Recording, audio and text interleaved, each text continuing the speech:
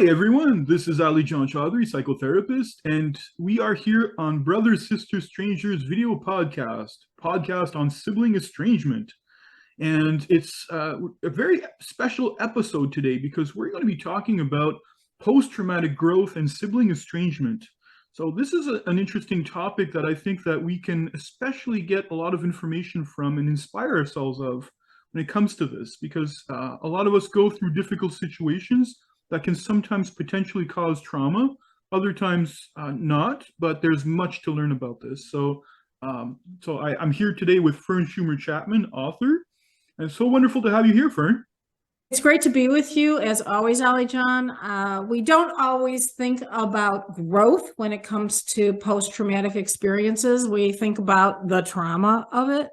And it's actually comforting to know that there can be growth at the end of all this. You would never wish any of this sibling estrangement on anyone, but there are ways to transcend the experience. And actually, I've noticed on your page, Sibling Estrangement, Sharing, Coping, Connecting, that there have been some people who have identified post-traumatic growth without their own knowledge of it. And I'm going to tell you a little bit of what I picked up on one of your pages some time ago. I think it was back in January of 2018. There was a Canadian woman who used your page as almost a diary, and she wrote about her progress on the page. So the first comment was, last night I confronted my entire family about how I was feeling isolated. They got very defensive and said they've tried to work with her, but she won't budge. This is her estranged sister. I don't know why she hates me. I wish I did. I may never know. The next time she reached a very low point and she talked about how the pain was absolutely unbearable. And then a little while later, she started to say she's starting to enjoy life in post-estrangement, and that she's trying to focus on the people who love and accept her and letting go of those who don't. She started to give advice, and she said, hang in there, let go of expectations, know your value. And then the last thing she wrote is, hey, gang, I'm happy to say at this time, I no longer need this group, not because my sister and I are no longer estranged, because I've made peace with it. Love to all of you on your journey. I remember that, and that was such an empowering statement with regards to the journey that she had made. And that is a great example of post-traumatic growth right there, and I think this is a good segue into what post-traumatic growth is all about. So, that particular concept was developed by Dr. Richard Tedeschi and Dr. Lawrence Calhoun. And the theory states that after experiencing a crisis or adversity, that people can experience a sense of personal growth. And it can be related in terms of how they see the world, relationships, and any other areas of their personal lives. And I think this is really interesting in terms of what you're saying, because a lot of the people in our community can potentially have experiences that can coincide with some types of post-traumatic stress without necessarily going into a full-blown disorder. It can still nonetheless affect us. And the types of experiences that do affect us normally are the death of a family member or some other type of cataclysmic event that changes you. And it's no secret that our sibling relationships do change us as well over time, and they do shape us. And it's important also to mention that we're not here to diagnose anybody when it comes to traumatic experiences that can arise and such, but it's important that we recognize, though, that our experiences do change our outlook on ourselves, and that, we can learn, all of us, from post-traumatic growth theory. And what you just mentioned is a great example of some of the areas that we can start to emphasize as a means to strengthen ourselves, in light of any types of adversities. People often think that the goal is reconciliation, but the opposite of estrangement is actually not reconciliation. It's the opposite of estrangement is peace. And that is what we are trying to help others attain. And it's not easy. It's a very difficult path. I wanted to respond to something you just said, and that is about the importance of the sibling relationship. And I have been reading more and more research that indicates that that relationship is far more defining than almost any other. And psychology and research has overlooked it for the most part. So we have not focused on it, but it is crucial to well-being. Absolutely. And that's so important for our community to know in terms of how this can affect us as well. So let's go through some of the elements that can, of course, define post-traumatic growth, right? Those particular areas that can be positively affected because of that. One of the things that I notice is appreciating life more fully, the sense of more thankfulness, more altruism, a better sense of direction towards what is helpful and what's good, right? And all we need to think about, for example, in movies is, I'm thinking here of Lieutenant Dan, in Forrest Gump, who lost his legs, and was really angry at Forrest for saving his life. He said, I should have died out in the field, and he was really, really peeved. And eventually he had his moment of Dark Night of the Soul type of experience where eventually he kind of confronted himself. And you could see how all of a sudden he came to accept his situation and started to appreciate life after that. Right. It's a little like people who get cancer and say, you wouldn't wish this on anybody, but it was the most instructive experience they've ever had because they started to appreciate their days. Whereas before that sickness, they rushed through them. Yeah, exactly. So there's something about that causes us to basically start to really immerse ourselves more into some of these particular areas that make us appreciate life and through all its splendors and colors. Another thing that we notice as well is better relationships with others, right? More of a sense of belonging, the sense of being more emotionally vulnerable and more empathic and having a stronger connection with others, especially. Yeah, I think one of the things that has been really powerful for me is the self-knowledge I've gained as a result of sibling estrangement. Mm-hmm. I now know who I am, what my boundaries are, what I'm willing to tolerate, what I can live with. So I think that all of these are crucial. Absolutely. And that's so important for us to experience that, especially, and we're going to get to shortly towards how this applies to sibling estrangement, because this is really, really important as well. There are some elements that do, of course, connect with more of the specific examples in our community. So the other part that happens also with post-traumatic growth is growing in your identity with new possibilities, finding all of a sudden you've got new interests, a sense of being more open towards how to live, perhaps how to work. You and I were just talking about a different experience or an adverse experience you had recently, and how you're able to grow from that. You're able to still flourish and go into those areas that matter to you, right? Right. You are forced to develop yourself in new ways. And you may not choose it, but it's cultivating in terms of your own soul. Exactly. So perhaps that's why we start to see some examples of slow living, for example, people that take the time to maybe appreciate things a little bit more, simplify their lives and such. That's why you start to hear more about the minimalist movement in that way, where people tend to enjoy more of their experiences and downsize their lives because of that, in such a way that they focus on what's important, right? Yeah, and that includes people. That's right. Yeah, exactly. In other words, you make the choice, sometimes as painful as it is, to only have those who make you feel valued and loved in your life. Exactly. And another aspect of that is personal strength, having more of a sense of resiliency, confidence, that you can count on yourself in terms of living authentically, having a meaning in how we see ourselves, especially. So it's so important in terms of our sense of self-concept and how we consider ourselves. One of the most thrilling aspects of your support group is to watch some of the people who participate regularly and to see their growth.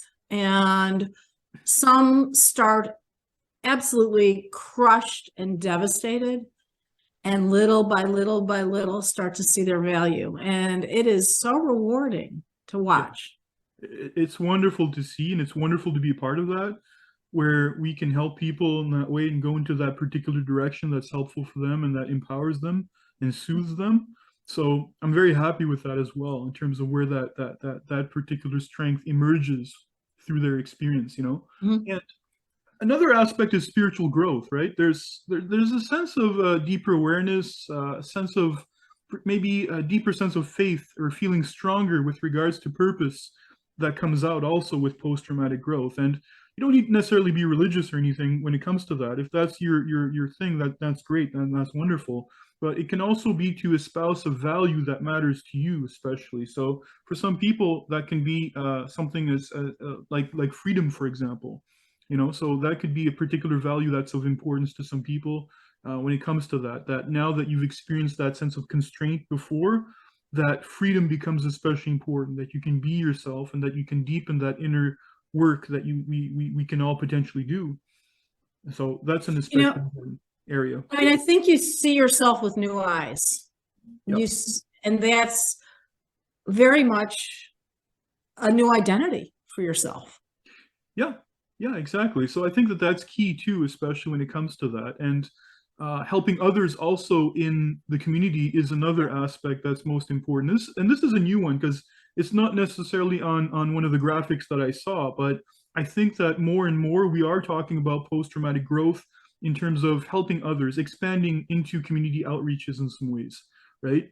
And giving of ourselves towards a cause that matters to us, you know, being a good channel and a willingness to be part of the change that we all want to see in the world is especially important. I mean, I feel like I wrote these books about sibling estrangement because I was so devastated by it. And then I wanted to help others understand it. And I wanted them to have the book I needed. Yeah. So I think there's great value in that. And that is a way we heal ourselves. Absolutely. So in particular with sibling estrangement, you know, it's important to recognize, you know, how it can be that some of our choices can make us feel even more alive when we choose to go towards what is good and important to us, right? So it's possible that your sibling relationship can cause you to feel down and foster rumination, but eventually you start to ask whether you need to adjust your own life to see how much room you really want to give them, right? And, you know, and a good question to ask is, what does that free you to do from now on? Which is a little bit what we were talking about just before the video, you and I. So. Yeah. You know, I keep thinking about our previous conversation as well as this one, and all of it brings a deeper self-knowledge, unexpected opportunities, new chances for love, and hopefully a sense of peace. Absolutely. You know, and if your sibling can be that person or that agent of peace, you know, it's important that you connect with other people that can be part of your tribe, right? And it's important to experience that sense of vulnerability with other people, you know. So I think that once you've gone through an experience where that hasn't been present, you appreciate it more in others that do, and where you can foster that, because you can see exactly where that's missing, right? I think it makes you much more expansive, and in the sense that you need to let go of your narrow definition of family and broaden it to the point where you can include others who might not be blood. Yeah, exactly. You know, and creating meaning for yourself, recognizing you're always evolving, can be to choose to have relationships, as we say, with other people, you know, that are outside of our family, but also, you know, continuing our pattern of growth, you know. And it's basically recognizing that we can see ourselves differently and much more than what our sibling thinks of us. So we don't need to see ourselves as stunted because of this, but rather we can grow in so many of these other areas where we can, of course, foster meaning and such, right? Yeah, you have to give yourself the chance to grow. And I'm actually thinking about how if you never take the opportunity to have an open discussion with somebody about something that makes you unhappy, you have missed the opportunity to grow the relationship. And in some ways, if you don't allow yourself in this situation, even if it's no contact, to open yourself up to other possibilities and the richness of life, again, you've missed an opportunity. Mm-hmm.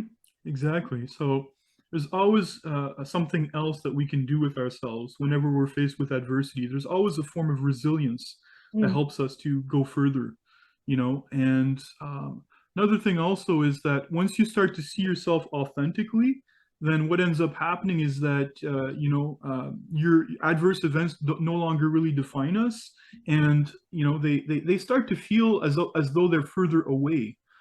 So that's really what's important, is the importance in learning to live authentically with ourselves, Mhm. minus our experience with our sibling, especially. Placing the value on yourself over the value of your sibling's opinion or Exactly. your sibling alone. Exactly. Yeah, and we ascribe so much importance to that. And there's different ways of doing that, of course. As we said earlier, faith is especially important. And, I mean, there's different things that we can do, of course. Some people do deepen their faith after experiencing sibling estrangement. And there is something called the theory of the fundamental value, which I think is interesting as well. And this theory basically states that there's one prevailing value over all other values that we have, you know and once we identify that particular value that we have, that's like the dominant value, then we can start to make decisions according to that, which is really important, especially. Some may choose that their authenticity is their theory of fundamental value. Exactly. That can be enough for some person to basically choose to go forward living authentically rather than maintaining an illusion that is blatantly false and that was created in their family or with their sibling, especially. you know so another aspect here that's really important that we were talking earlier about is giving to worthy causes. And let's recognize that with sibling estrangement, when we're not able to exercise our full potential, the idea of having a cause that we can go into, especially, is something that can help to build our self-esteem in terms of giving back, right? And that really broadens our identity, especially. And it also reduces the rumination. Yes, very much so. So, Fern, I'm just looking at the time. I know that we're almost out of time here, and I just wanted for us to talk about resources. What would be the number one resource that you feel would be helpful for our viewers? Well, I've been writing blog posts on psychologytoday.com for the last year and a half, and they address all different aspects of sibling estrangement, just as we do here. Yeah, that's a super important resource. You've got a wonderful series of articles on sibling estrangement. It's great that Psychology Today has been taking this on and allowing for that to come out more. And my number one resource right now, I suppose, would be the Facebook group right now. The Facebook group's Sibling Estrangement Sharing, Coping, Connecting is especially important as well at this time, because it helps for people to come together and to be able to foster a conversation and feel less alone. Especially that, and the support groups especially that we do twice monthly is also very important. Well, it's always great to talk about these things. I think we're bringing them out of a very dark corner. Yes, absolutely. So I'm very happy with this. So thank you so much for doing this, Fern. It's been My wonderful to pleasure. have you. And we're going to do this again, hopefully very soon. Mhm. All right, you take care. Thanks again. Okay, Bye I'll talk now. to you soon. Thanks. Bye-bye.